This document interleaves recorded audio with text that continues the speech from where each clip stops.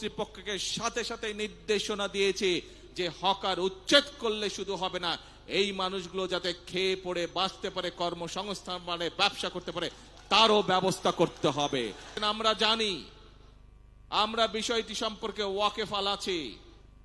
এইখানে রাস্তা, ঢাকা শহরের বিভিন্ন রাস্তায় আপনারা দেখেছেন হকার ভাইরা ছিল, কিন্তু যানজট সহ সাধারণ মানুষের চলাফেরার অসুবিধার জন্য আমরা হকার ভাইদেরকে সরিয়ে দিয়েছি। কিন্তু আমরা এটাও বুঝি তারাও মানুষ, তাদেরও পরিবার আছে, তাদেরকেও চলতে হবে, খেয়ে পড়ে তাদেরকেও বাঁচতে হবে। সেজন্যই আমি সংশ্লিষ্ট কর্তৃপক্ষকে সাথে সাথে নির্দেশনা দিয়েছি যে হকার উচ্ছেদ করলে শুধু হবে না, এই মানুষগুলো যাতে খেয়ে পড়ে বাঁচতে পারে, কর্মসংস্থান মানে ব্যবসা করতে পারে, তারও ব্যবস্থা করতে হবে।